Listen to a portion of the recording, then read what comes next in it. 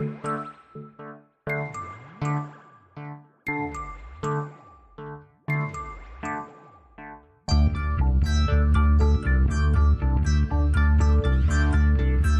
is Continuum Drag, a weekly podcast where we revisit sci-fi, fantasy, and just plain weird shows.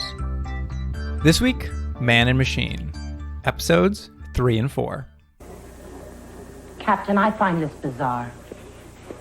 How's that, Eve?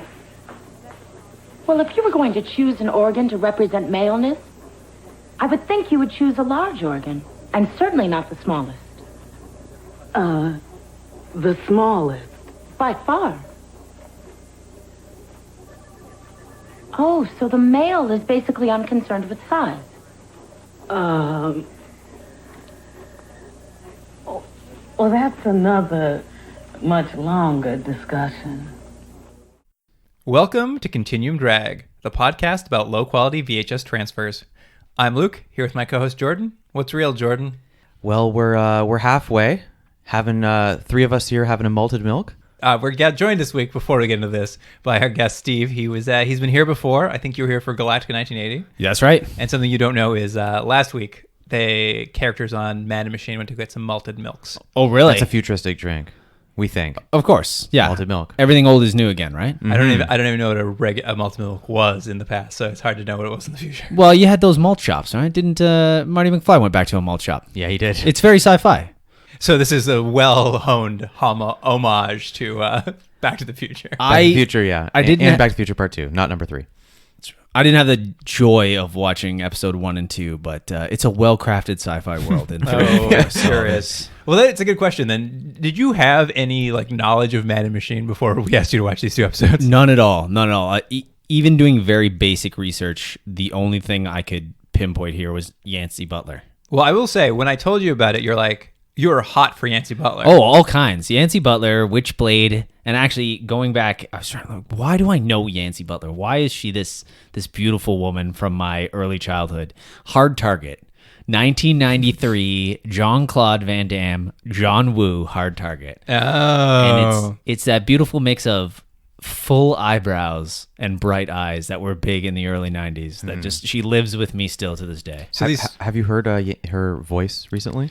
She's fell on some tough times, unfortunately. She sounds, this is not going to be nice, and maybe we won't keep this in there, but she sounds a little bit like, when people have the surgery in their throat? The tracheotomy? Yeah, it sounds a little bit like she's had that done. Box. But what it is just, I think, 3,000 cigarettes a day. Oh, that's sad. Yeah. Alcohol has done a number to her life and career. So, good on her. I hope that everything goes well for her in the future, but... God bless. God bless. And she's on next week, right? But... yeah, but so these two episodes were a flashback to your childhood in some way. In a little way, yeah. It was nice to see her again.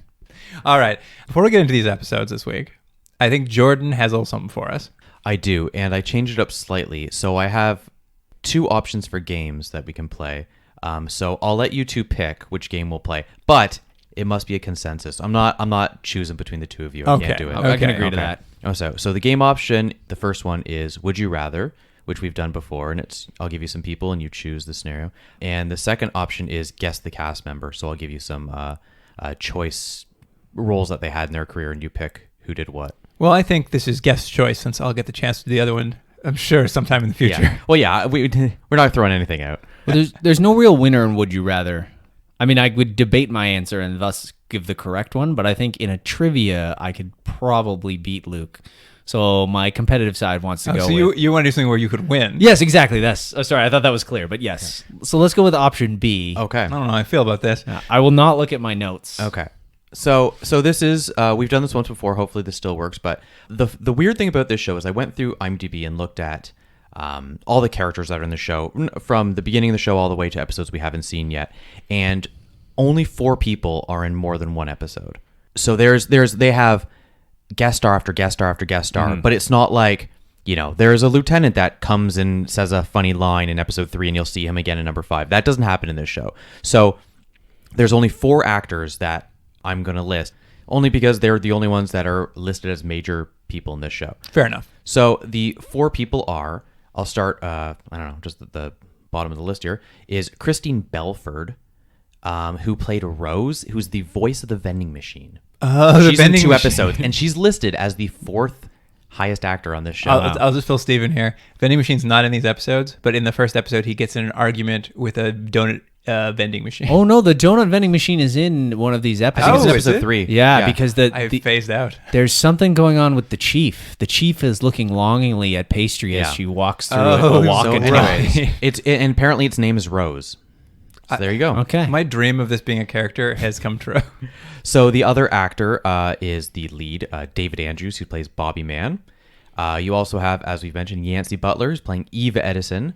And my favorite character name, of course, Esapatha Murkison, who's playing Margaret Claghorn. Oh, Captain Claghorn. So those are your 4 options. And so I'll give you some roles, and then you guys can pick who played what. Who played Okay. what? All right. All great. right. Round 1. This actor played the role of Reba in Pee-wee's Playhouse. All right. Well, we can narrow it down to 3 actresses. who are Well, in the no, it's show. Claghorn. It's not even an issue. So I don't know if you want me to go through all of these or if you want to just pick it. Oh no, it's Claghorn. I know that for sure. I think I remember her. You should have saved it because now you can't win because now I know the answer. Like I gotta write this down. I thought Are we were we just yelling saying it we're out. It's a buzzing in, speed or are round. we Okay. buzzing All in? right. So Steve's saying Claghorn. Do you Well, agree? I'm going to say Claghorn Okay. now too. Okay. Let's go to the next round. All right. And then we'll see who wins at the end. Okay. All right. This actor played Officer Hart, it's H-A-R-T, in the movie Hansel and Gretel Get Baked.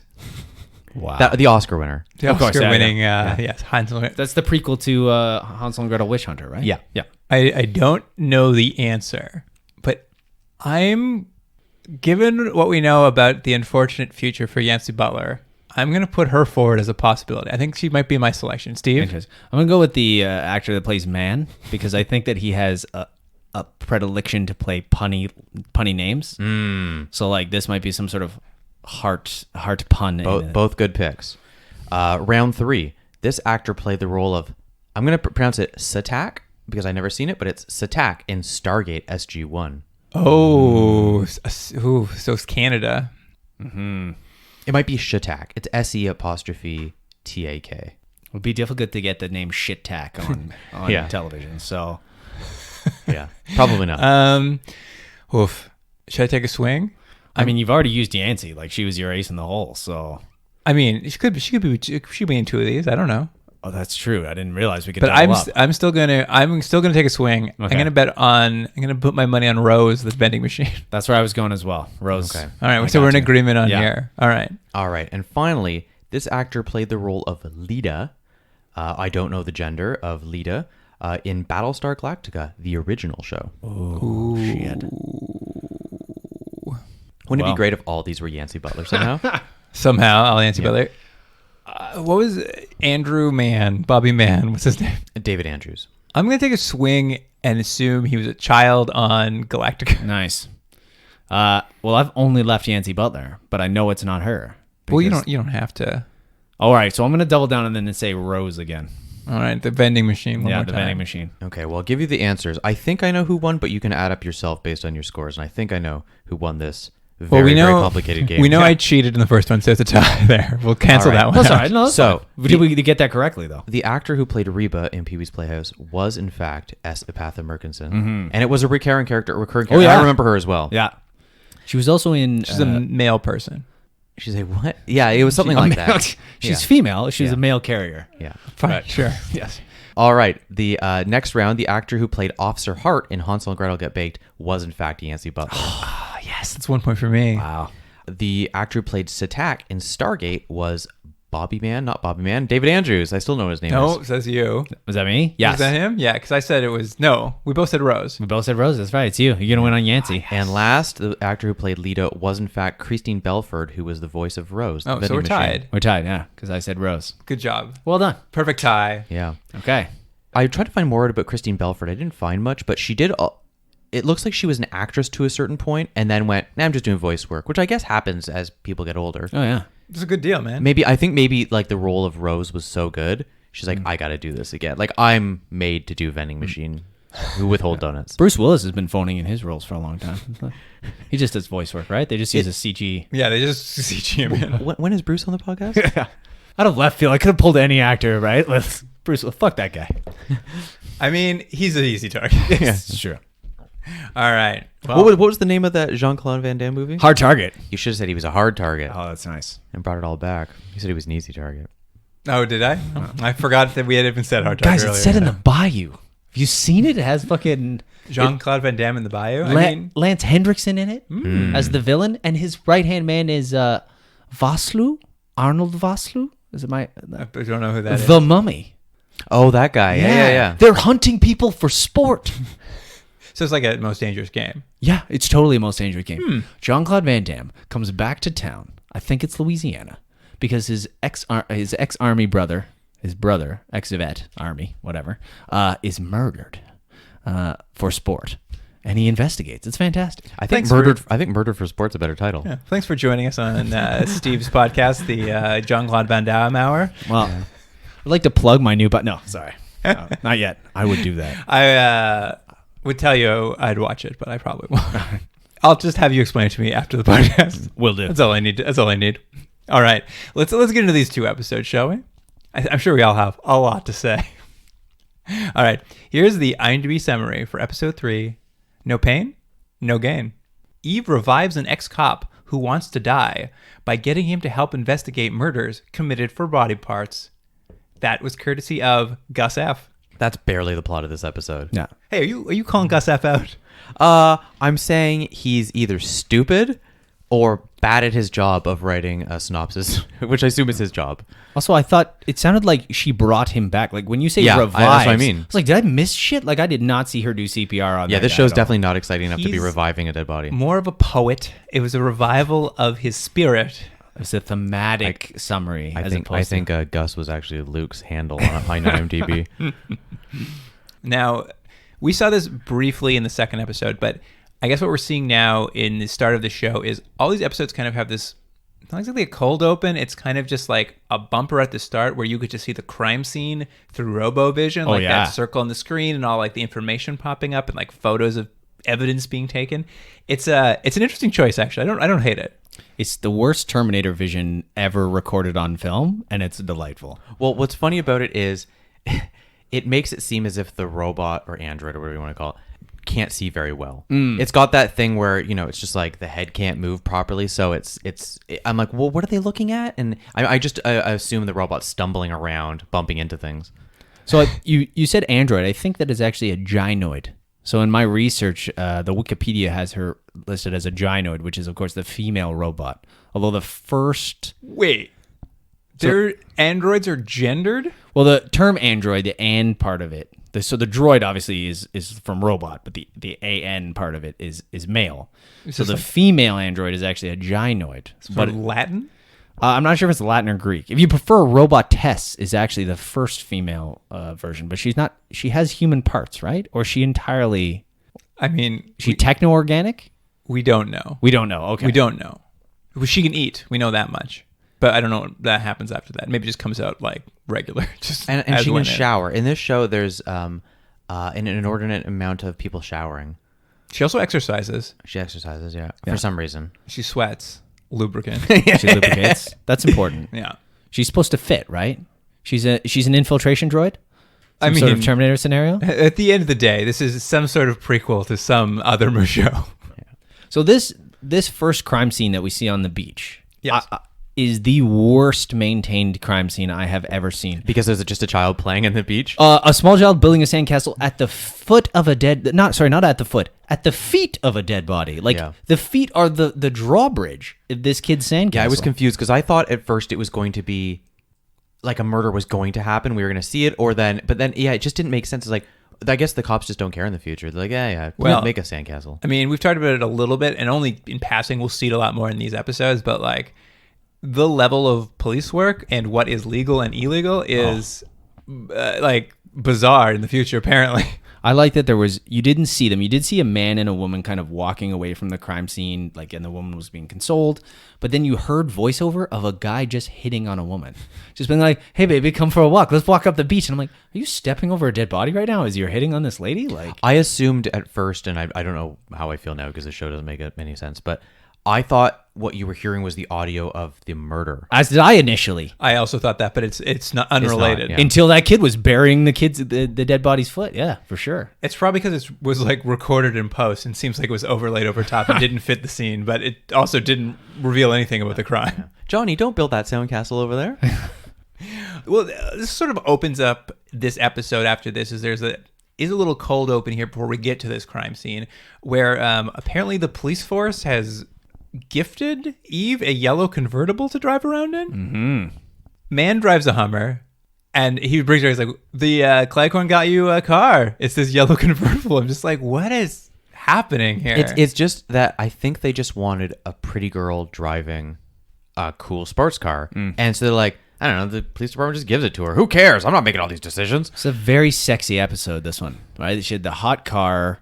There's the hard bodies in this episode. Like, it was there was a pretty raucous sex scene for 1992. I mean, I guess maybe that is the MO of the show. It's kind of like a sexy LA cop show ish. All the Kind of. I mean, I don't find it sexy, but well, it's just the blurriness that's happening. But don't worry, she has driving programmed into her. Huh? NASCAR and Indy 500, I believe. I believe that is the correct. Yeah. Or no, sorry, Daytona, and they did another speedway. It was You know what something she else. should have just had? Normal driving. Just normal driving would be good. Well, she's a police officer, so Yeah, pit okay. maneuvers, some stuff going on. Well, there you go. See, it all checks out. We jump ahead kind of into the case of the week here, where this body we've already seen is washed up on the shore, and what they kind of put together, it's the 7th victim of some sort of black market organ ring. They pull him out of the ocean, and he's got no organs inside of him. His entire body cavity has been stuffed with gravel, which is kind of a plot to Almost Human. Pretty close. Which this show mirrors quite significantly. I wanted to ask about that because it seems very similar. Well, it was very funny because in Almost Human there was organs taken out of bodies and they were stuffed with straw, and that's why they fight the straw man. And I was like, oh, it's the gravel man. They got to go after. Yeah. But unfortunately, no gravel man. Yeah, they very quickly no, this is some sort of blackmail case because I guess it's the 7th victim, and they mentioned it's like he's from the social group 1B, and I was just like, so everyone's really labeled in this universe. What social group are you part of? So even after the cold open, I don't mean to harp on this again, that kid is still building this sandcastle. Well, it's actually bigger. I actually think those cold opens aren't chronological. Oh, okay. Like, I think what we're supposed to be seeing in those cold opens is that moment when Jane arrives at the crime scene eventually. Right, when Eve arrives. Or Eve, sorry. Right. My brain. It's okay. It's a very simple name. Detective Eve Edison. Detective Eve Edison. But so, because in the other episode too, we always see the crime scene, but it's often 5 or 10 minutes before Eve ever arrives. I think what we're seeing is a jump forward to what Eve sees in this clumsy point of view. Right. Anyway, they start doing some police work on it. They head back to the Precinct's computer room, which is a new room we haven't seen. Big old computer room, one computer. Oh, this is brand new. Yeah. Okay. And they sort of piece it all together. All the victims were new to town. All the victims belonged to the same health club. And they're able to kind of pinpoint a pattern where they're like, oh, I think the next victim will be picked up at this next health club. Well, what I like about it is this is the second time we've seen their deductive reasoning, where they just start listing stuff, and Man just goes by intuition. She's just like, this is a connection, this is a connection. She's like, I like the sound of that one, and that was it. They're like, it was health club. Yeah, that sounds good to me. Yeah. Well, she's basically asked Jeeves, right? Like, she sits at the computer, and then he just monologues. And then she types it and into she the numbers computer. stuff down, right? And she's like, yeah, there's 400 health clubs in the area. Oh, well, how many is this? Oh, there are now 7. And she just whittles the number down. Well, I have to ask about the police work again on the show, because at first I was like, oh, good, they're like piecing it all together. But I'm like, wait, this is the 7th victim? Yeah. And it's like, so nobody on the police force has at any time looked into any of the previous victims. No, they didn't have any families. They were new in town. There were no robots available. But they're able to track down the Nazi fitness center. The New Age Health Club. Oh my God. And I don't even know if that was the health club. That was the entry area to get into the health club. Yeah, that was an entrance exam. It's a very exclusive health club because those who join it, immediately 75% of them will become VPs in their company, and everyone has higher success in the stock market from working out at this health club. Although it does seem like it's mostly like that they just motivate you while you do push-ups. Motivate. That's an interesting word. They basically just chastise you while you do push-ups. Seems like motivation to me. Under some very blue lights. Yeah, a lot of blue. Neon light. What I would totally go to a gym that was all neon lighting and had a smoke machine in it. That was really the kicker for me. Was that Really good for your lungs as you work out. Oh, it'd be so awesome. Imagine coming off the treadmill and just like and the smoke comes up behind you, like walking away from an explosion every time you did a crunch. I mean, it definitely felt like they were. When I was writing down, I'm just like, is this some sort of cult or militia they've joined? Yeah, both. Both. The worst Madonna video of the 90s was shot there. It was crazy. But at any rate, they sort of wrap this up. They see a couple sort of flirting, a couple beefcakes who are flirting in the corner, and they're like, hey, it's against the rules to flirt at this health club, so we should keep an eye on those two. Something's up. And there's a bit of a stakeout here where they take her car and or take the new convertible and follow them back to her place, I guess, and spend the night. And we kind of hard cut to the morning, and Mann's asleep in the convertible. And we kind of get a sense of what happened. Like, he somehow slept through the night, and Eve is driven around all night. Like, they've gone to a knockoff Blockbuster. He's followed them. Yeah. So Eve has followed them as they they went home and had a little sex, and then they went and got some food, and then they went to a movie. Like, they went and saw Body Heat, which was an odd name drop. They had rented it from, I wrote it down here, from a store called Discbuster. Oh, is that what it was? Okay. Nicely done. But the idea of this, though, is like, she's filling him in on all this. He's been asleep in the car. Passed out. The entire time. Yeah. Possibly. Sorry. She makes an illusion though that she accidentally knocked him out while driving. Oh, right. He was asleep and she took a turn, and yeah, he's like, why does my jaw hurt? But she just gives him a nice little twinge when she's like, oh, maybe it was from all the exercise. It was a shock to your system. And this man is incredibly insecure about his body. Like, it's shocking. He's not in any kind of shape. Now, did you guys catch the John Candy reference? Well, I was going to say, this was on the radio when they wake up. They're listening to Radio Free LA, which implies that it's some sort of pirate radio station, but then has a contest. Right. Yeah, the radio, especially in the next episode, is the greatest bit of world building that this show is doing. It is fantastic. The radio definitely does all the heavy lifting world building. It's so good. But what were they giving away? What John Candy paraphernalia were they giving away on the radio? It was the new John Candy exercise hologram. So here was my thought about this. Either the joke there is John Candy gets skinny, and so as a pretty well-known, famous, larger man gets skinny, so it must be a good exercise program.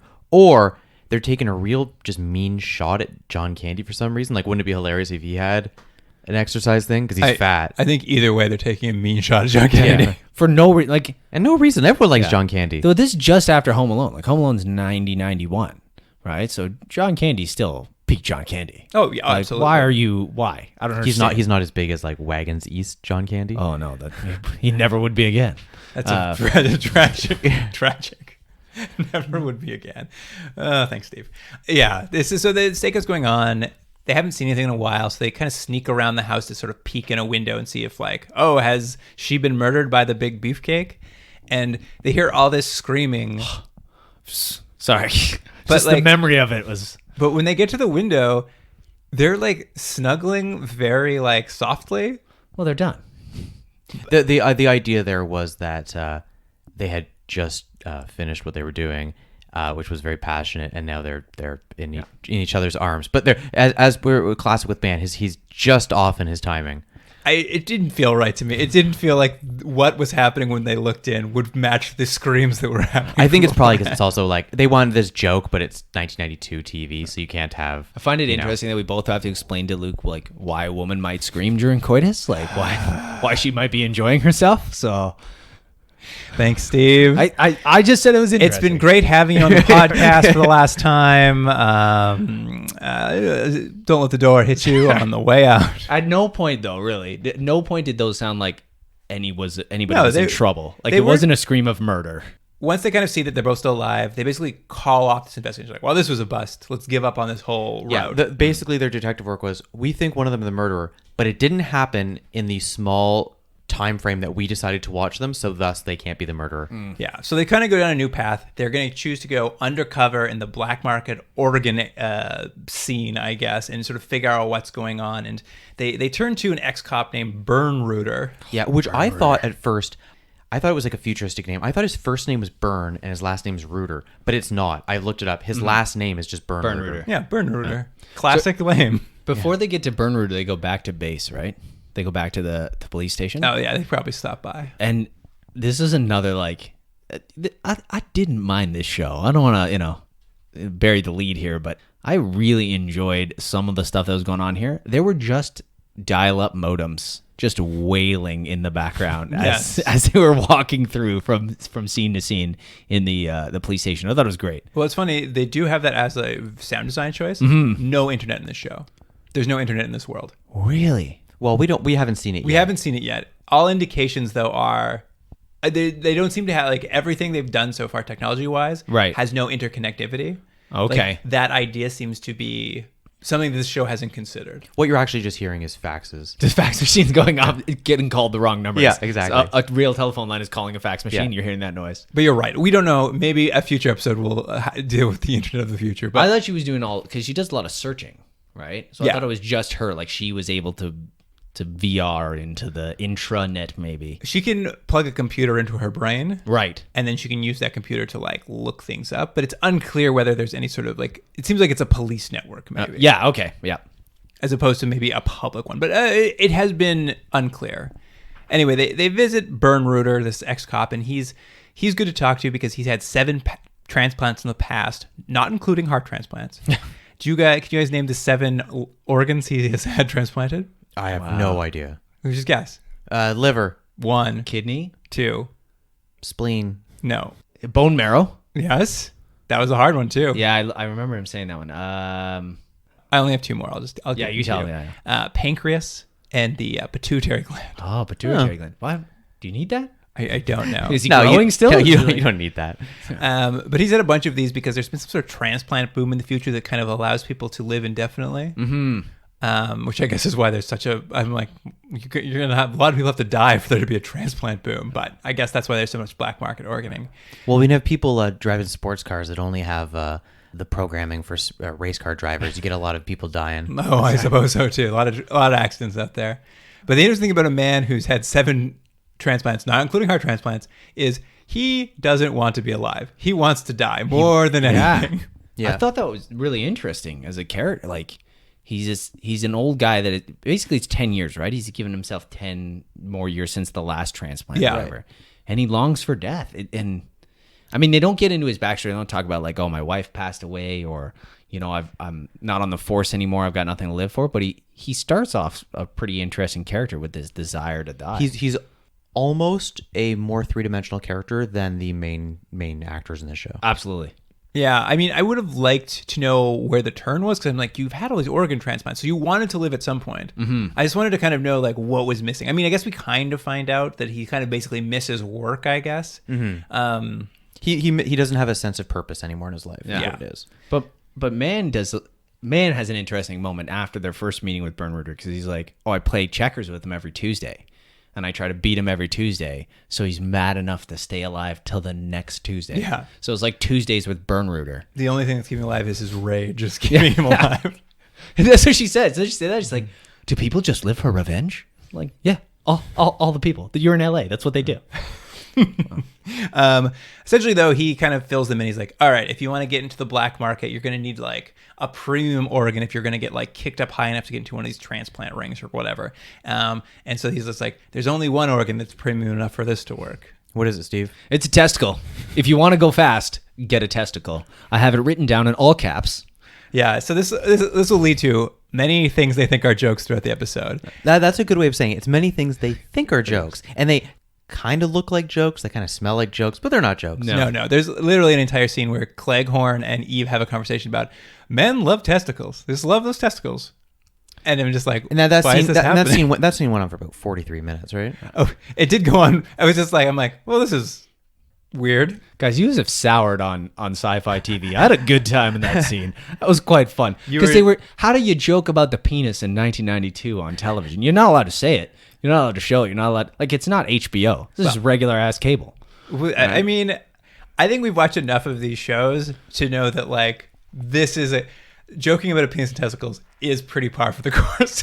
Look, after watching Battlestar Galactica in 1980, which I recommend all you listeners go back and listen to that excellent episode of the podcast. This is a gem for me. I had a real good time with this episode. All right, fair enough.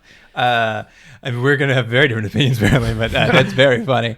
Anyway, Man goes to this underground club where it's full of punks and weirdos and one robotic monkey, apparently. Yeah. Mm-hmm. Was it a robot monkey? Yeah, they say, they're like, oh, these bars used to have real monkeys, but now they're all just robotic. Yeah, I think that was a gibbon, but It's not important. I don't know what a monkey. It's all a monkey to me. It's a prehensile tail, so it's a monkey. It's in the monkey family. Okay. But I think it was a gibbon, a golden gibbon, but I'd have to go back and look. It's robotic though, still. Right? It was robotic. All yeah. right, great.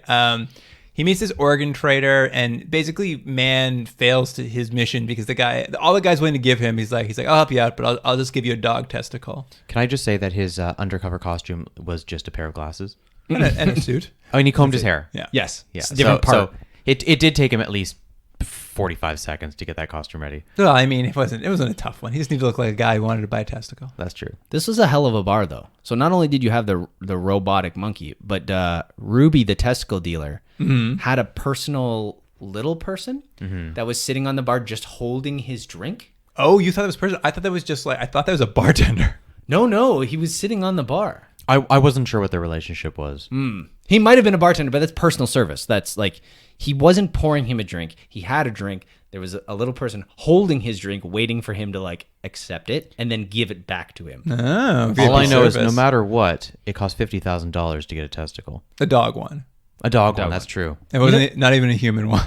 The problem is the story falls apart because you only need one testicle to produce offspring. You don't need both. I know, I thought the same thing. Okay, Well, all I mean, nothing really ever adds up. Anyway, so this dead ends, this investigative route also dead ends. So this is 2 we've dead ended already. Are we not going to say who Ruby the testicle dealer was? Oh, I don't know. Who is he? He's Jack Keller. Did you guys not recognize Jack Keller? No. He plays Marty from The Big Lebowski. So that's the guy that owns The Big Lebowski's apartment that invites him to his one-man interpretive dance show. Okay. Okay. Marty's been in some serious stuff. Or sorry, Jack Keller. I didn't He's been recognize in some him. stuff. Yeah, he's a legit character actor. I think he's got 178 credits on IMDb. That's So- pretty good. Yeah. I mean, I will say, I think I did recognize him, but I didn't like clock him as like anyone I knew from anywhere specifically. I was just like, oh, there's a guy you see in things. What was the monkey from? Oh, yeah, the monkey was not in any other. This is The Congo. That's no. Congo. Amy, me. Remember? She just kept saying I Amy. love that movie. Yeah, I did watched you? it so many times. Anyway, yes. This sort of investigative road dead ends. We kind of jump back to Eve, who's bumping around the computer again, and it informs her that the woman they were following earlier, who they gave up on tracking, has gone missing. So they immediately book it back to her house and break into her home without a warrant. But I guess maybe they thought she was in imminent danger. But what they find is not her dead, but the beefcake is in the fridge. Was he dead? No. Yeah, because at first I thought he was dead. brain dead. He's essentially be brain dead, but they were pumping in oxygenated he's blood. He's dead. Yes, but his organs are still working so that they can harvest them at a later date. Yeah, we got all kinds of tubes coming in and out of him to keep those organs good and tasty. Beefcake. I know, keep that beefcake fresh. Also, there wasn't did they install a fridge? I'm assuming because she's part of this organ trading thing that this is like common for her. That Right, she's got it's a her house. fridge that she hangs people in. Yeah. Oh, okay, right. You're right. No, you're right. They went to her place. Right, okay. That's my assumption. I'm assuming they didn't show up with a fridge. It was like before we hook up, I got to bring my fridge in. Yeah. But this sort of leads to another stakeout of the woman's house, which also, like the stakeout before, they're sitting there like, we'll wait here until she gets back, and then we'll bust her. And they get a call, and they're like, oh no, Burn Rooter had another heart attack. We better go. And they just leave the house with no one watching it, because immediately after that, she returns. She comes back with the evil transplant doctor, who is someone we'll notice. Yes. It's, of course, Jigsaw from Yeah. the Saw movies. Or Tobin Bell. Tobin Bell. Or from Harsh Realm. That's right. Oh, yeah. We've seen him before. Yeah, I think he's one of our first actors that has shown up twice now as a villain in a TV show. Absolutely. I think he's the first repeat. He doesn't get enough credit. He's quite good in this. He's actually a little bit charming. Well, he's great because they start this thing where they go and they look at the body like, oh, it's all ready to go. That's great. And he just sits in a chair drinking milk through a straw. It was the entire milk. time. He's just drinking milk through a straw. I'm just like, that malted milk must be good in the future. Well, you see him drinking again, but it's not milk and not through a straw. I mean, why is that not a character quirk that shows up in every scene? It was just he's in? like it was his birthday that one day. Yeah. He was just like treating himself. Well, And why a straw? She opened the fridge to show the beefcake, and he's like, oh, you got some milk. Can I have some? And he just poured himself a glass of milk. Water is being rationed out, as we'll learn next episode, but milk is just flowing freely. So they go back. They quickly check on Burn Rooter. Burn Rooter. And he's now in an oxygen mask, drinking a beer, and he's just like, I'm fine-ish. Don't know. That's double fisting. That guy was double fisting like a champ. Yeah. Small little oxygen cannon in one hand, beer in the other, Yeah. and just like drink, drink. For a man with nothing to live for, he's finding a way to get by. He was going hard. But yes, he basically is like, hey, you guys gave up too quickly on that testicle route. Maybe you should go back to the exact same guy and try to buy another testicle. They kind of switch up the undercover this time by bringing Eve as his wife with him, who they really need to have a baby immediately. They cannot wait. So we need to get the testicle today, which I'm just like, this is so suspicious. I know. It's also like, look, I don't know a lot about the recovery of various surgeries, but let's say you had a testicle surgically added back to your body. I'm assuming you're not going to be trying to have sex within a couple hours, which is what they're implying. That like as soon as that surgery's done and that doctor sews up that last little puts the last needle in there, it's like let's get to it. I think in vitro fertilization started in the 1960s. I don't know the exact date, but like it's a long time ago, right? A million ways that could be easier than this. Yeah. It's You mean there's an easier way to make a baby than going to a club where they have robot monkeys serving you? Yeah. Like why a testicle? Was it just the gag? Eh? It was just the gag. It's just as funny to All say right, testicle. okay. Yeah, I mean, it really was a return to a gag that they were hoping was going to work. Because even their explanation is like, I'm from a very rich family, and I won't get my inheritance unless I have a baby, so we need a testicle today. I'm like, wait, what? It would have been good if they went back, and now that she'd had the conversation with Cleghorn, who I just want to call Foghorn Leghorn every time I think of that name. Like she maybe had learned something? Yeah, like she's like, my husband can't make love to me. He feels that he's inferior. Like she does talk about how he's the laughing stock of his work. I'm like, At work, where everybody knows, apparently. Yeah. I hear you can't impregnate your wife. So, but if she had gone to that, I'm like, oh, that's fun character development from, we had an earlier conversation and now it's reached a point. But instead it's just like, we need a baby right now. Like pay him $50,000 for a baby. That you can get one of those right now. Easy peasy. Right? I got a robot baby in my trunk. Where do you think his character worked that he was playing? Like at the law firm of Bully and Meanie? Anyway, bad joke. Let's continue. This guy's like, all right, fine. You bring me a whole bunch of money. I will get you the testicle you want. Cleghorn gives Mann a bag of money. They meet him in an alleyway, and Mann just drops all pretense to me. He's like, I'm a cop. And he's like, oh, no, I'm a criminal. I'm arrested. And he's just like, I want you to get me to Jigsaw, and if you do that, you're off the hook. Which is, they're really moving through what are the pieces of this plot suddenly. Also, I assume the DA would have a real problem with him making a deal before he's even he's even gotten to court. No one's asked any questions. Yeah. Well, this is a Dick Wolf show, so you would assume there's some sort of law and order in the future, but there's no prisons or judges. I think they just kill criminals. No, we talked about this in the previous podcast, that this isn't really a Dick Wolf show, because what you think it is and what it is are two very different things. I think Dick Wolf's association with the show is he one time walked through the parking lot. It's a Dick Wolf show with no testicles. Yeah. Is that what we're saying? Yeah. All right. That's Law and Order. You know what? Bravo. Thank you. Law See, and bringing it back. That's what they need to be doing in the show. Anyway, he kind of makes this deal with this criminal. They set up a meeting with Jigsaw. Jigsaw shows up, and now he's playing a new undercover character of some sort of... He represents some rich guy who wants to buy a full set of new organs. Oh, yeah, the whole set. There's this scene in Eve's house where he's setting up this deal, and he's like, but before I buy them, I need to see the body. So they're like, all right, well, come with us and we'll show you the body. Meanwhile, while he's kind of set up this sting, Eve has gone out and recruited Bernrudder to be her new partner for the stakeout, to give him something to live for. Bernrudder, who is absolutely trashed when she arrives. He is in no state to help anyone. Well, But he's game. He's up there. He's also not a cop anymore. You can't just give a man a gun, which he already had, and be like, come on a stakeout. No It's law, the no future. order. It's the Yeah. future. There's no law. It's this show is there's no law at all. No law, no order, no nothing. Unfortunately for Mann, Jigsaw immediately sees through the entire ruse. He is not for one moment fooled, and then Mann is just brought back to his cathedral surgery room, the big dome ceiling. It's gorgeous. On the second floor. I know. That wasn't even the main hall. It was amazing. He's strapped down, and they're like, well, let's take his organs while we're at it. Yeah, why not? He's very resourceful. What's his name? Tobin Bell's name? Tobin Bell? Jigsaw? Jigsaw. Okay, we we'll don't just call know him what his name Jigsaw. is. I I was forgot calling to him write it down. Jigsaw. The milkman. So, And he's so pleasant in this. He was so nice. His whole backstory, he's like a Spider-Man villain. His whole backstory was like, I did it for free. I saved a life. And then they just came knocking on my doors for more black market things. So I had to do it. Yes, I'm rich now. But I mean, Tobin Bell can deliver some ham, no problem. he makes furniture in his spare time.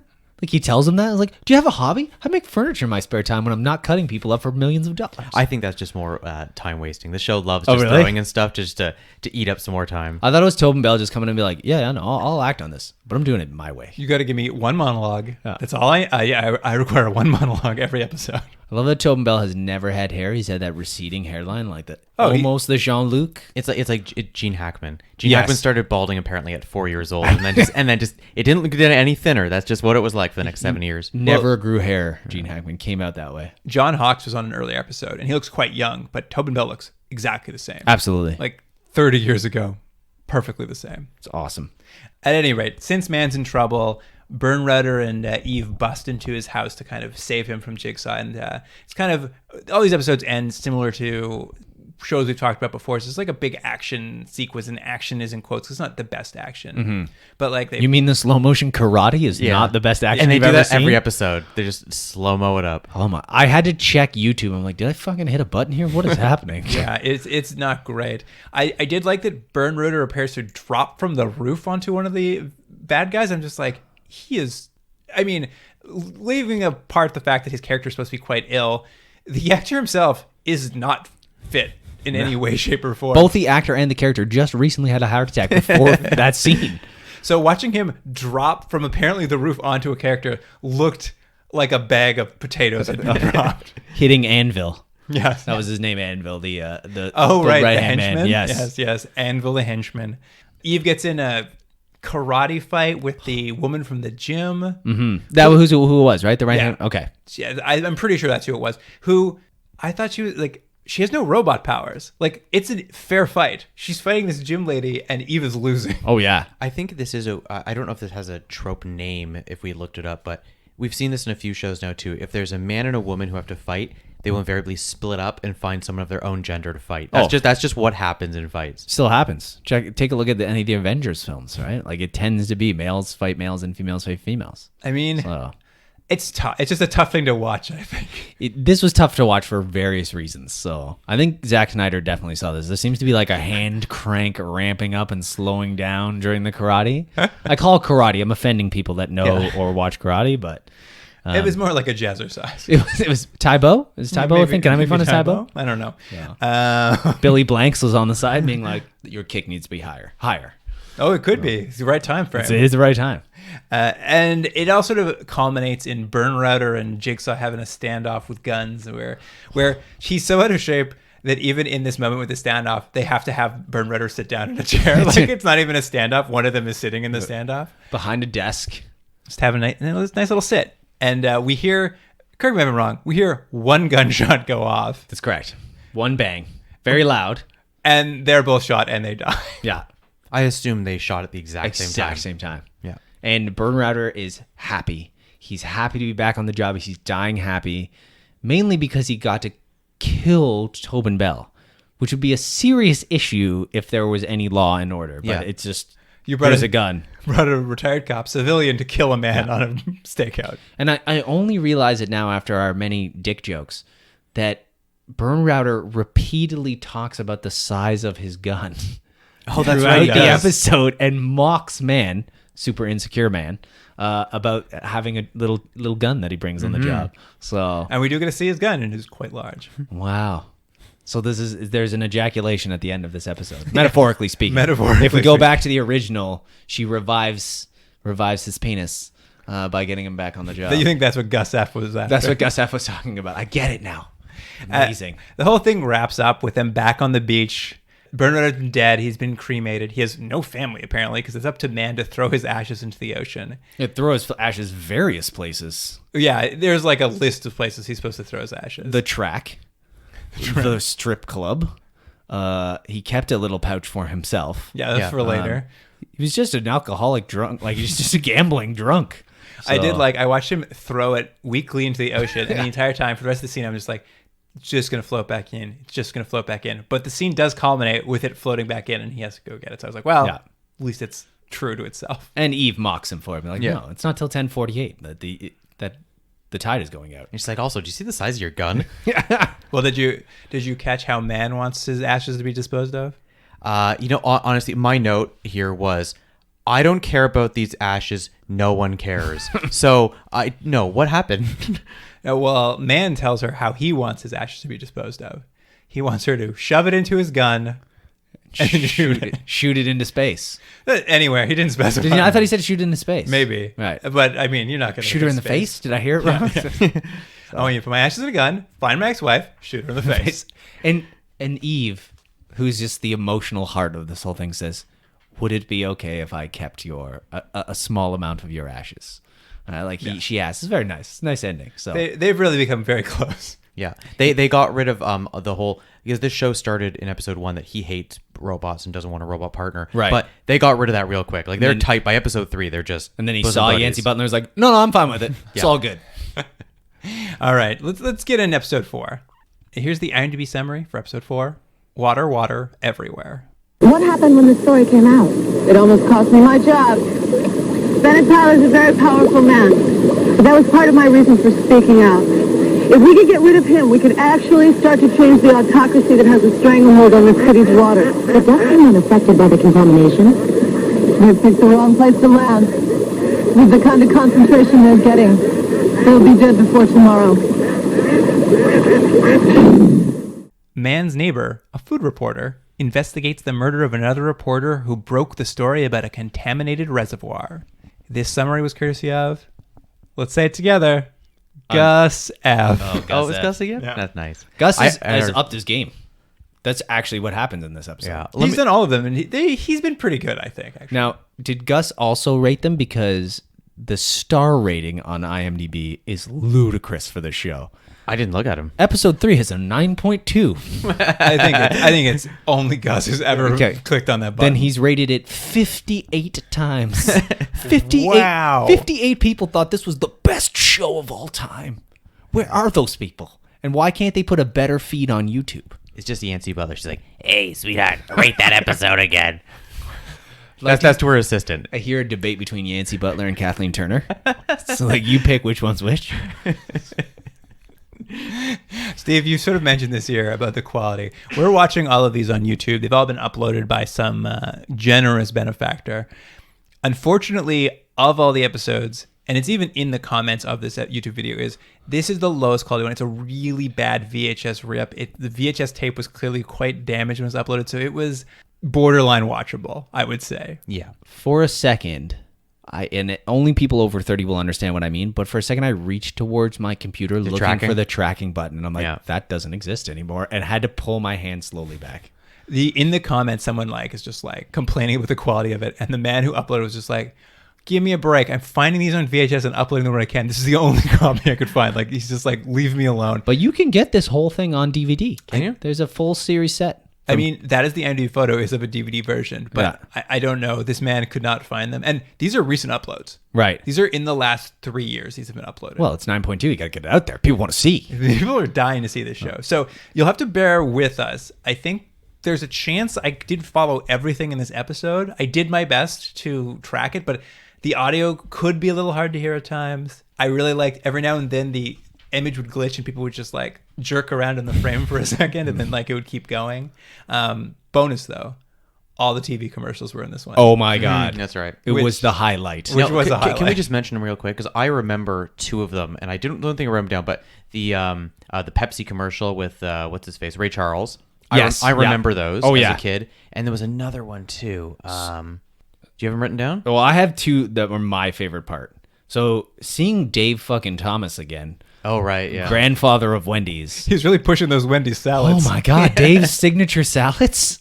I didn't cry, but my heart swelled just a little bit when I saw Dave Thomas. It was just I had the opposite feeling. I was like, I'm glad you're dead, you bastard. Wow. No, I don't really care. I don't care either way.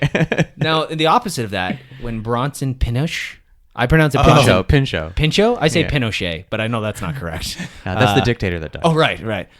He was in a Domino's commercial where Yeah. he tried to molest a woman. Yeah, he coordinates like a pizza molestation with a small child. Yes. Was that the small child's babysitter or sister? It was I a can't woman remember. walking down the street, and the kid said hello to her, and he came out from under a car and he's like, "Who's that?" Yeah.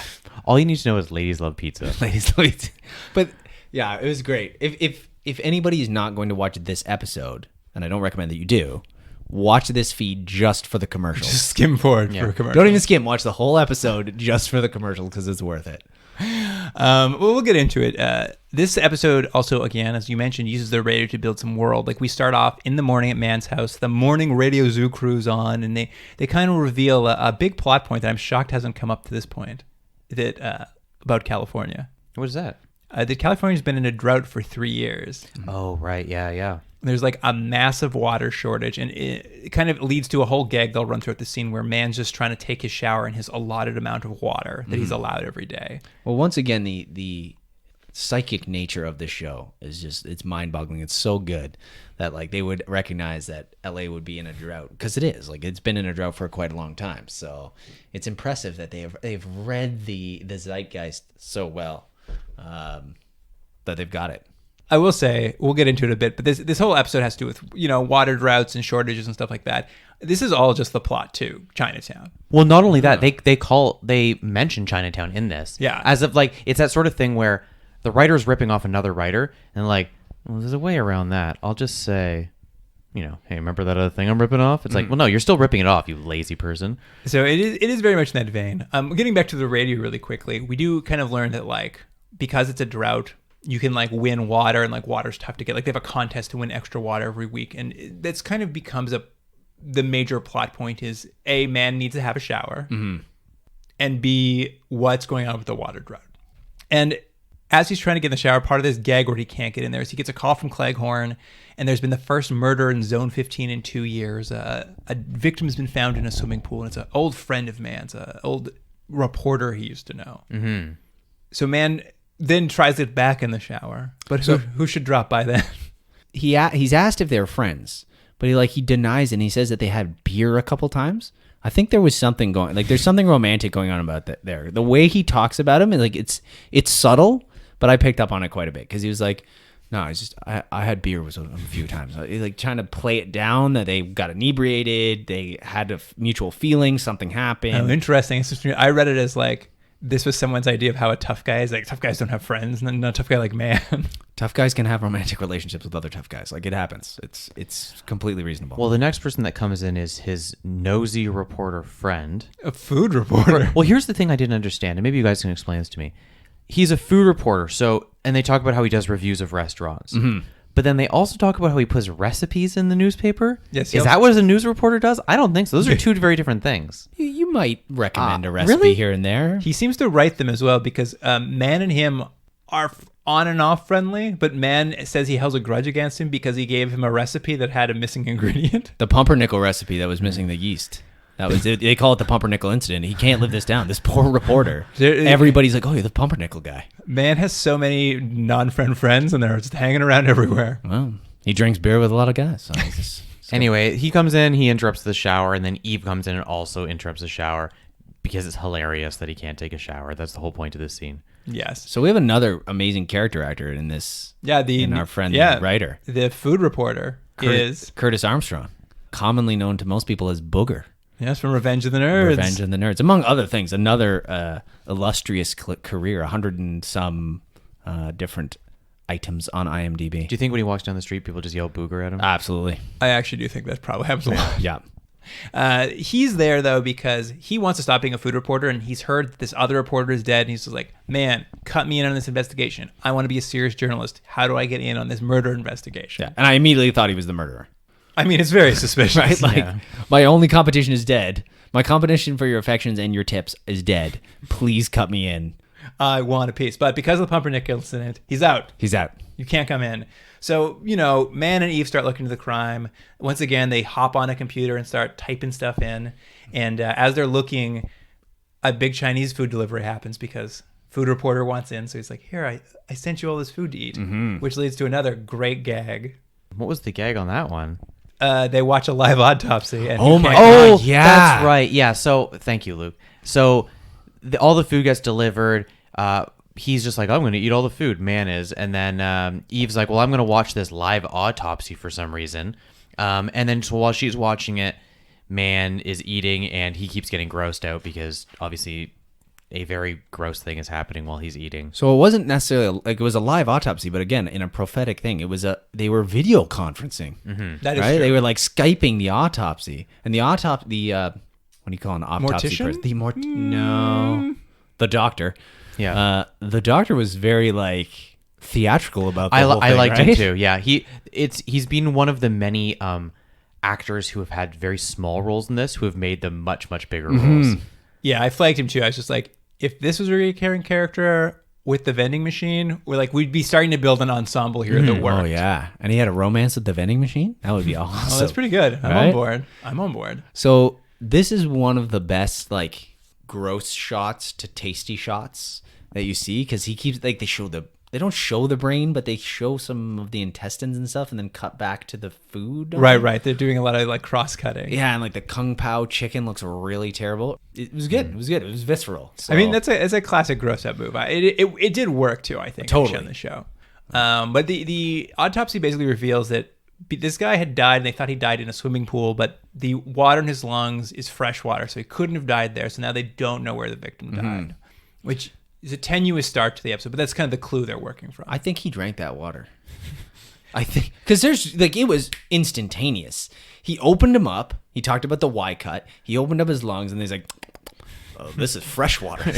Ooh, fresh water. Yeah. It's so in shortage. He's Glacial clear fresh water. It's like, I'll take some of this home for later. They go to visit the victim's publisher, and they kind of talk about how he's made a bunch of enemies because he did this report on a poisoned reservoir in California during this drought, which is a big shame to the congressman who runs the state. Is that how states work? Yep, I don't know. that's it. Yeah, yep, something like that. So the next plan is, once again, 3 episodes in a row, I think now, they go undercover one more time. And this time they are congressional aides from Louisiana. Yeah, and then because I was like, oh, they're doing accents, and I looked it up, and what's his face who plays Man is actually from Louisiana. Oh, really? Yeah. That explains it, because later on, too, he makes his famous Louisiana gumbo. I'm like, oh, are they just trying to establish this character is from Louisiana? But that's why. Yeah. So speaking of Louisiana, Yancey Butler was in a film called Hard Target, which is set in Louisiana. It's fantastic. It was made in 1993 by John Woo. It's worth watching. All right. Well, if John Woo did it, maybe you buried the lead there. Maybe I'm back on board. There are birds, slow motion doves flying. Or are they slowed down like this? Or they just slow them down in post? Yeah, maybe it was done. It was maybe the first karate sequence was done by John Woo in the episode 2. That'd be amazing if John Woo had to direct one of these episodes. They find the congressman, they kind of corner him, and they like pretend to be like, we're on your side, trying to help you do illegal governments. I wasn't entirely sure what the gambit was. There's some reference to like, we don't want you to be embarrassed, like that scandal with President Quayle. Oh, so I we've mentioned it before. I know why these shows do it, because it's like, it's the future, but there's just something so annoying about the hilarious jokes of like, wouldn't it be hilarious if Quayle became president? It's like, no one remembers who he is anymore. If I went to a 12-year-old and said, do you know who Dan Quayle is? They'll say, I have no idea what you're saying. And then they say, yeet, yeet. That's what the kids say. I like the fact the idea that in the future an independent could win the presidential race, but yeah, at this point the piercing noise that is present in the YouTube video had basically killed a lot of my brain cells, and I just glossed over all of this stuff with the scientists. Like I was like, this is. I started to watch it at 1.5 speed just to get going. I mean, essentially, I had trouble following it, and I don't think it was just the volume. I think it was some questionable, like, what was happening too. The congressman seems to give him this tip that he thinks something to do with the woman who runs the reservoir has something to do with it. So they drive over to the reservoir to meet with her. Right. And she basically reveals like, hey, I tipped off the reporter about the poison reservoir. It's full of PCBs, some sort of poison in the water. Yeah. I don't know what a PCB is. I thought she said PCP. I also thought like, that this too. is amazing. Yeah. I also thought that was the case. These polymers have poisoned the entire reservoir, which obviously is terrible, and it's hurting the already strapped water supply. And like at some point, they see some ducks swimming around, and they're like, "Those ducks are even dead. 5 minutes, those ducks are dead. They're swimming around in the water." And it kind of just goes from there. And dead ends. Like the investigation dead ends from that point. But well, they're terrible investigators, as we saw in the last. Yeah. Well, it comes back to Mann doing his classic detective work. Is he just starts making a wild guess to move them forward, and this time his wild guess is like, "Hey, punch in the computer, Eve, for me, articles that dead reporter's written, and criminals. See if there's any crossover." And they find a guy who the victim had written a story about, who's an ex-con, who's now a wine exporter. He exports Californian wine to like Asia and China and things. You know, when you say it, it actually sounds like a really brilliant move, right? You have a victim who's been murdered. He writes about things. See if he has any connections to criminals in the past. So, Yeah, I mean, Mann is coming. He's coming full circle again. it's a tenuous connection, because they go there. There doesn't seem to be anything wrong. The guy's like, I just export wine now. Like, leave me alone. Did you guys notice who that guy was? Oh yes, from Seinfeld. He's a real phony. he's a phony. That is both thumbs broken. Yeah, that's right. Lee Arenberg. Yeah. is the name, and most the kids would know him from Pirates of the Caribbean. That's what I know him from. Yeah. He calls Jerry a real phony, and that's a real rumor that comes back. That is one of the best lines when he's at the. That Michael Jordan so phony. That one. No, I was thinking when he in the funeral, because at some point he's in 2 episodes of Seinfeld. That's At right, one point yeah. he gets him. Jerry pushes him in the trunk of his car, Right. and he's able to break out while Jerry is at a funeral, and then he runs to the front, and he accuses Jerry of killing the person, and then he's like, "And I broke his thumbs," and then end it. I think it's one of the best. I like that we're just discussing how good Seinfeld was. So Leah Renberg, thanks for showing up. Yes. Well, Leah Renberg, Marco is making Chinese wine. Yes. From the Bordeaux from the Yangtze Valley. Which, Right, that's what it is. right. Yeah. So he's got a bottling factory, and he's having a party with a group of Chinese businessmen. Yeah. And he's wearing a blue suit jacket with about a 12-inch white racing stripe running across the front of The it. future. It is the future. That's how you know. So yeah, we see the seeds. I don't want to tell anybody what's going to happen here, but we see the seeds of something coming together. They will bring this back to it, but I will say it's like there's no connection. Like they find nothing essentially. Like this is apropos to nothing and a random guess he's made that goes nowhere, and they just jump. They jump to him cooking food, and they're like, "We've invited the food reporter over. We're gonna pump him for information." And I'm just like, based on what? What is happening? Why is he coming over? Well, he's now the most likely suspect again. I guess so. They bring him over, and we get this like another like classic Mann gambit of how to like handle a scene. But he serves the chili, and he's just like, and he puts out all these hot peppers on the table, and he's just like, "Oh, food reporter, don't eat those. They're too hot for you. That you'll burn your mouth." But Eve, being a robot, she takes one and she eats it, and he's like, Oh, so that was a ploy? "This was all a ploy." Okay, because I thought all of a sudden Eve was just being a complete dick for no reason. Was just like, yeah, I'll eat that. She knows she's a robot. Yeah. And she's like, I'm going to fuck with Booger here for no reason. I was like, why? It becomes this pepper eating contest where now Booger, the food reporter, he's like, "Well, I'll eat one too." And then she's like, "Well, don't eat one of these. They're even hotter." And then she eats it. He's like, "Oh, well, I can do it too." And this whole thing is basically to get him to eat so many hot peppers. He's in great discomfort, and they'll only give him water if he gives up information. Like this is like their plan is to make him burn his mouth and withhold liquid. It's the old like detective shining the hot light, light on the person they're interviewing, but with this it's peppers because that's Put a hot funnier. pepper in your mouth. But of course, Yeah. you can't get water because there's a water shortage. Milk. And, Eve says, of course, that water will only exacerbate the problem, which it will. You need Absolutely. You need the milk. Maybe a Which is malted in- milk. Malted milk, which is in huge supply, so I don't see what the problem is. But Anyway, he gives up the information that the dead guy was sleeping with his publisher, and then they hand him over some milk to drink. right. And then we cut to, they're re-interviewing this publisher, and she's just like, "Well, I don't know anything else, but I do have his personal computer here." And he had an appointment at this water runoff. I don't know, go look at that. Which I was like, wait, slow down, you guys. What is happening? So they go to the water runoff. It's like just like Chinatown. It's just blowing water out of this water runoff. They're like, this should be stormwater drain, but it's blowing out good, clean water. What's going on? It was so hard. I mean, maybe it was the quality of this thing, but I was just like, was having trouble connecting the dots myself because these scenes are so short too. It's just like, talk to this lady, go to this water reserve, go to this water, blow off. This water's fresh. And then I was having trouble following how they were getting this place. And then while they're there, Eve will see a duck, but she won't say it at the time. We'll cut to another scene and Eve's like, did you notice that duck while we were at the water runoff? And he's like, no. He's like, well, I'm a robot and I can recognize ducks. And that was the same duck from the reservoir and it's not dead. Yeah. And then she zooms in on her Terminator site and it has the same tag. Yeah. Right? And they're like, that means there's no poisoned water. And I'm just like, what is happening here? Yeah. Like, so thus, this whole episode is a big waste of time.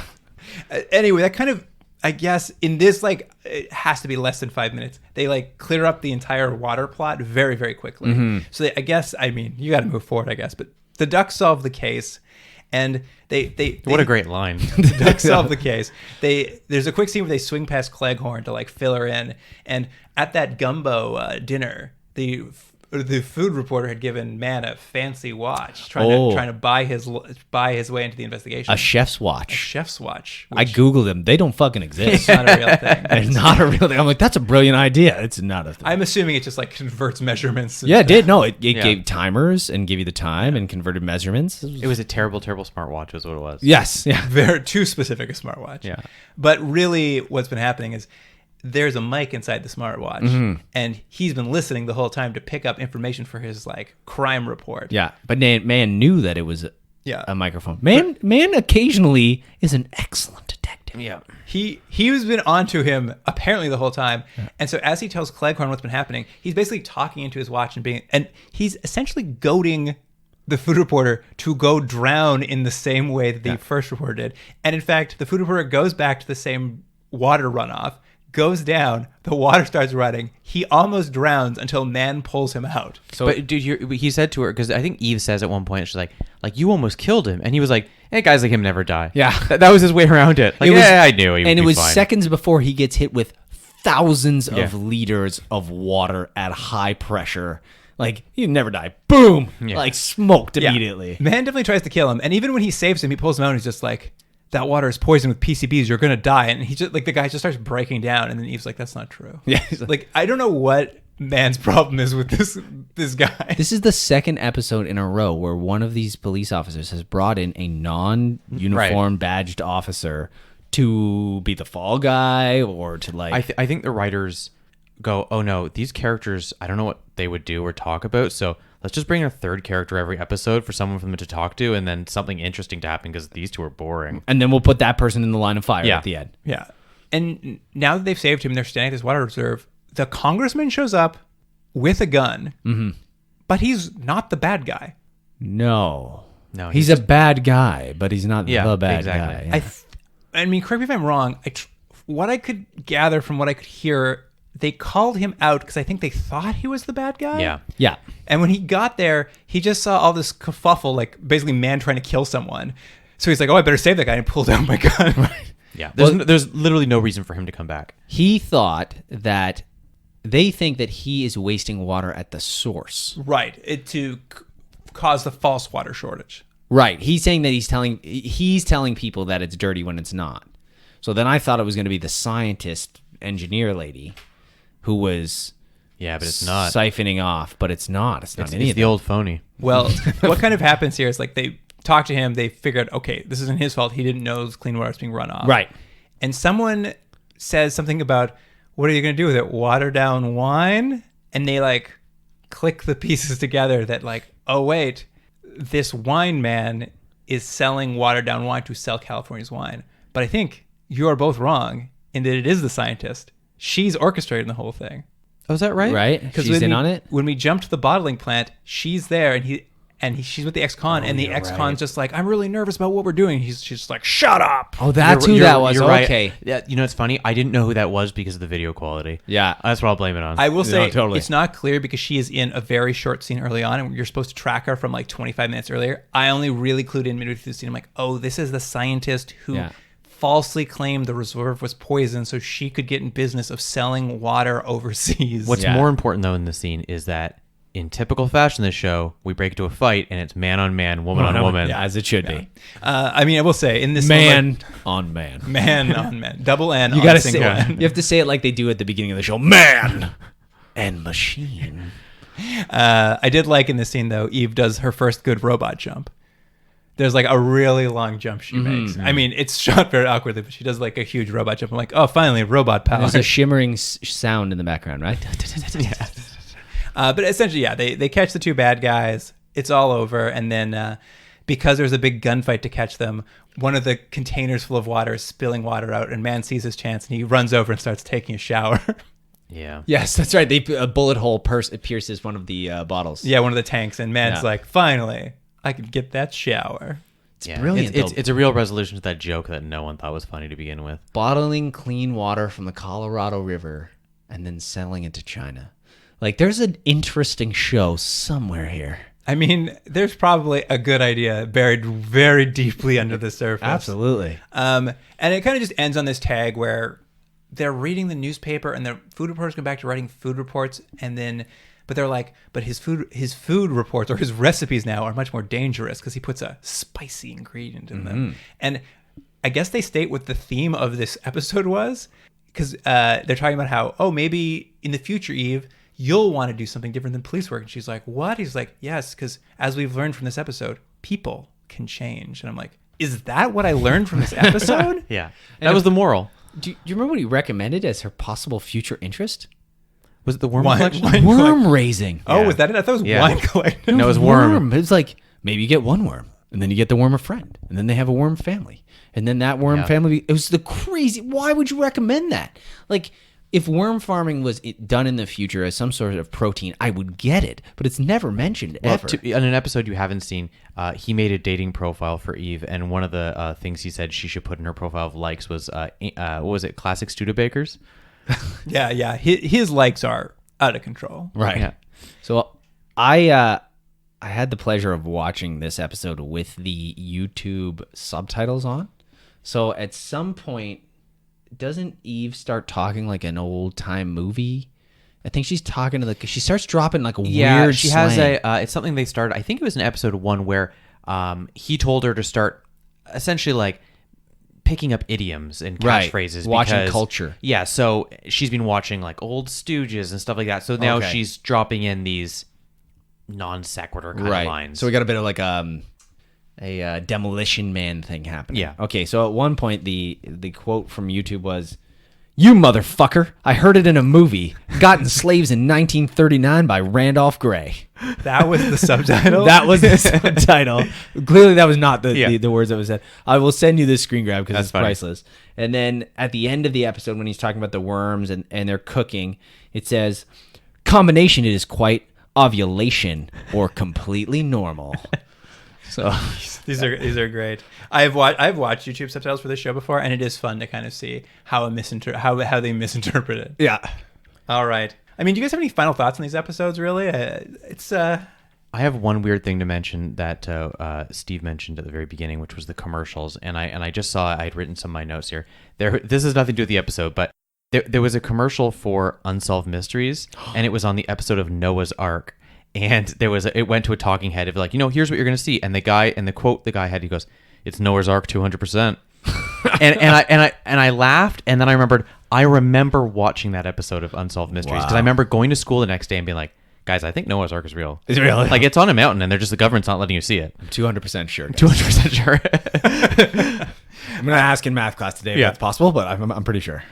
one thing I noticed when watching this episode is I can't even tell you why it came up. I think they were talking about like finding out some information, but someone just says, "What are you with the CIA?" And they're like, "The CIA closed 3 years ago." I know. Yeah. Why would it? Why? I know. There's a whole bunch of these weird things. It's like, yeah, it's the future, but why? Why would the CIA close? What has happened? It's such an interesting world that I know. It's almost enough to make me want to watch more of this show. I don't think it is. I don't know if I will, but almost enough. Almost enough. If this last episode was as good a quality as the first episode, which is a weird thing to say. The first episode I watched, so episode 3, I might keep watching on YouTube. Just in the background while I'm doing other stuff, I might keep on. So that was tough. I mean, I'll say my favorite part of the episode was in the credits when Jerry Seinfeld did a promo for watching Seinfeld. Oh, I didn't see that one either. No. Is that at the very end? It was like an audio clip, and he's just like, "Hey, it's me, Jerry Seinfeld. Special 2-parter this week. Check it out or not." Wow. I loved it so much. I'm like, oh, this is so weird. I did see the advertisement for the last Cosby Show. Yeah. The hour-long story. I'm like, I don't know Yeah. how I feel about this. I at know. all. Well, you know what the funny thing about all this is? I watched it too. Is there was something obviously nostalgic about seeing old commercials and old TV shows and stuff. Like, coming up, Cheers. You're like, oh, I love Cheers. But it was clearly more interesting than these episodes were. Because we could probably talk more about, the last episode of Cosby Show, or at least the 30 seconds talking about the last episode of Cosby Show more than the water dilemma in this stupid show. I mean, it's pretty clear to me that the thing we liked most about both these episodes was that one of them had commercials. On that note, we should rate these things. All right, let's do it. So, first episode, no pain, no gain. Steve? I had a real good time with it. From the odd sex scene to the Nazi gym, Aryan Jim. Aryan gym. That's right. Like an 8, guys. Like I really had fun. Oh my God. Yeah, it was really enjoyable for me to watch this episode. No, go me? ahead. I'll go next then. I honestly, having watched the first two, it's not clicking for me. I'm Wow. sorry, Steve. I'm sorry. This is, I think this might be a 2.5. Wow, Tobin Bell earns at least a couple points just I think himself. he's getting the points. Wow, that's rough. I'm going to go somewhere in between you two. Originally, I'd written down 5 out of 10, but after discussing this and having to relive it again, I'm knocking it down to a 4 out of 10. Oh man. All right. Well, then, why don't you keep going, Jordan? What about Water Everywhere? I'm going to give Water Everywhere a 3 out of 10. The only thing I really liked was seeing Ray Charles come back and talk about Pepsi. Steve? Yeah, Water Everywhere was terrible. Both the quality of what we had to watch, which really hurt it. You know what? The world building in terms of the radio and the showers and the CIA being canceled, like, kind of makes it interesting to me. So I'm gonna give it a 3.5. 3.5. Yeah. You're real hot on one of those episodes. Guys, it's been a while. I don't do this every week, right? That's his Carlotta's episode. Yeah, that's right. Jordan's high point was a very bad episode as well. It's so hard. I actually felt almost the same about both these episodes. So I'm gonna stick to a 2.5 on these. Wow. I'm sorry. I couldn't. You guys are so jaded, So man. let's just do be it. careful. Steve, you might want to strap yourself in, and I'm going to do the same. And Luke needs to go to the computer All right. and check the computer, because we may be taking the escape pod because the ratings might be too low, and we have to get out of the ship. Let's boot up the old computer.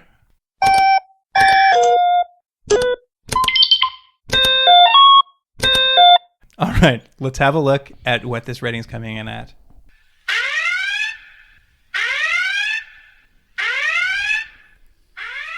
Stop that. Stop it. Stop it. It is at a 4.02. Oh, we're going. Even with that 8, I'm shocked. I thought for sure we were going to stay above a 5. But that means, sorry, Steve, I know you love this show more than anything on earth, apparently. We are going to take the escape pod, but alien rules. One final episode sneaks onto the podcast. We will watch the final episode next week of Man and Machine, and we'll see if fast forwarding to episode 9, if we see any marked improvement in the show. Yeah. My bet, probably not. Steve looks so disappointed in me right I'm now. hurt. So if you'd like to continue watching Man and Machine, you can follow me on my podcast. The Man and Machine Hour. The Man and Machine Hour. Man watching Man and Machine. Man and Machine. Man and Machine.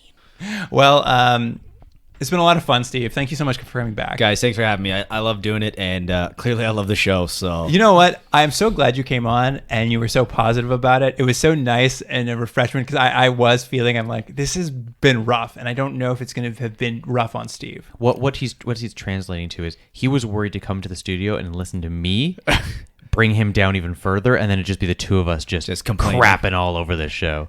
I mean, I do my best to give these shows the benefit of the doubt, but this one has been tough. It's not a procedural.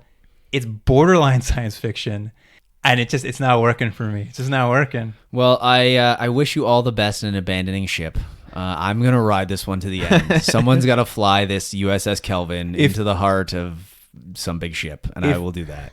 If you watch the rest of these episodes, I will call in and have you give a little summary of the rest of the episodes. I will be happy to do that. I'm in. If you loved it that much, I would love to hear you give us a final review of the full series. You can find my summaries on IMDb. I'm going to replace Fun Guy 69 or whatever his name was.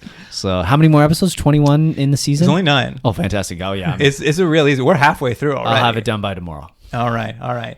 Well, in the meantime, if you're mad at us for leaving Man Machine, shame on you, but you can email us at continuumdrag@gmail.com. And of course, Steve's got screen caps of these great subtitles he got from YouTube. We'll have some clips. You can follow that on our social media at Instagram and Twitter at Continuum Drag. And I guess that about wraps it up. Thanks for joining us, Steve. Thanks again for having me, guys. I had a great time. And seriously, guys, it's Noah's Ark 200%. We'll find out next week. Continuum Drag is recorded in Toronto, Ontario. Theme music by James Rick-Seidler. Produced by Jordan Delic and Luke Black. Special thanks to Aaron Yunes, Adam Wheatner, Jeff Hanley, Jane McRae, and Stephen Packard. Hi, this is Jerry Seinfeld, and have I got a surprise for you? This Wednesday, you get to spend an hour with me! Seinfeld's on for 1 whole hour, so come on along! Or not. Seinfeld, Wednesday on NBC.